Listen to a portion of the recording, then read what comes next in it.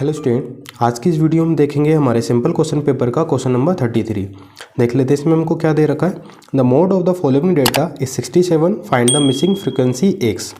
आपको क्या दे रखा है, ये क्लास और फ्रीक्वेंसी आपको साइज दे रखी है। इस डाटा का मोड निकाल दिया है इन्होंने 67। ठीक है, आपको क्या करना, जो एक्स है ये वाली जो टर्म दिख रही है इसकी वैल्यू फाइंड करनी है। ठीक है, तो ईजिली हम कर सकते हैं।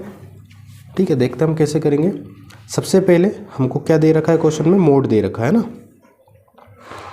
मोड दे रखा है हमको कितना 67, ये हो गया मोड। अब देखिए मोड निकालने के लिए हमारे पास फॉर्मूला होता है उसके लिए, लेकिन हमको चाहिए होता है मॉडल क्लास।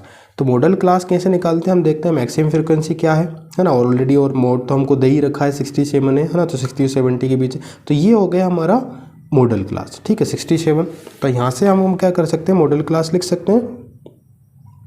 ठीक है, मॉडल क्लास कितना हो जाएगा इसका, मॉडल क्लास होगा 60 और 70 के बीच में। अब देखिए मॉडल क्लास हो गया आपका 60 70, तो अब हम क्या कर सकते हैं, डायरेक्टली फॉर्मूला यूज़ कर सकते हैं नाउ। तो मोड का जो फॉर्मूला होता है वो क्या होता है हमारा, L plus F1 minus F0 upon 2F1 minus then उसके बाद क्या होता है हमारा F2 माइनस F0। ठीक है, तो ये हो गया हमारा फॉर्मूला, साथ में H। ठीक है, तो अब हम क्या करेंगे, यहाँ पे इनकी जो वैल्यूज़ हैं है ना, जैसे F1 F0 है ना, F2 L H, इनकी वैल्यू पुट करेंगे। अब ये निकलती कैसे हैं, देखिए अब मैं आपको बता देता हूँ पहले सारी चीज़ें। यहाँ पे देखो L क्या होता है, लोएस्ट टर्म होती है हमारी मॉडल क्लास की। ठीक है, उसके बाद H इन दोनों के बीच में जो हाइट है ना, H जो है लेंथ है, इन दोनों के बीच का जो गैप है वो होता है, यानी 60 और 70 के बीच 10 का गैप है हमारा, तो 10 हो गया H। उसके बाद याद रखिए हमेशा F1 क्या होता है, जो हमारी मॉडल क्लास होता है वही, F0 मतलब उसके पहले वाला, और F2 यानी कि उसके बाद वाला। ठीक है, तो ये हो गया 0 1 2। ठीक है, तो ये F1 F0 एंड F2। ठीक है, अब सारी वैल्यू हम यहाँ पे पुट कर सकते हैं।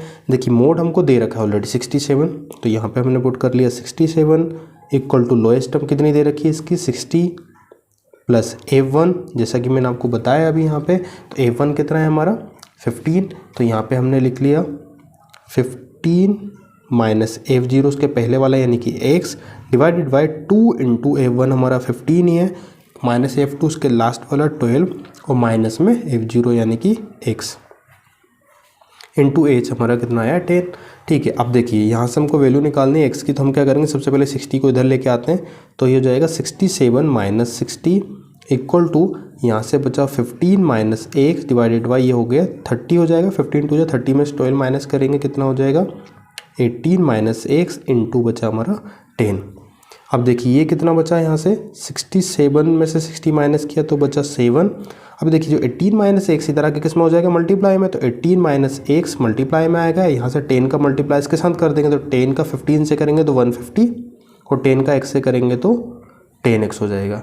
ठीक है, उसके बाद इसका मल्टीप्लाई कर लेते हैं, 7 8 जा, ये 56 हो गया, 7 माइनस 7 यानी कि 12 हो गया, 5 प्लस करेंगे 7x equal to 150 minus 10x।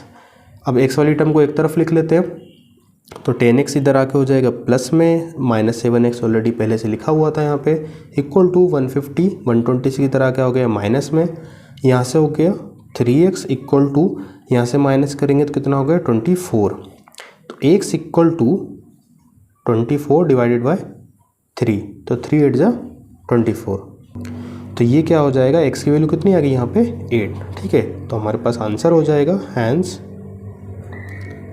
the value of x is 8। ठीक है, तो ये आपका इस क्वेश्चन का आंसर हो जाएगा। ठीक है, तो फिर मिलते हैं नेक्स्ट वीडियो में। Thank you.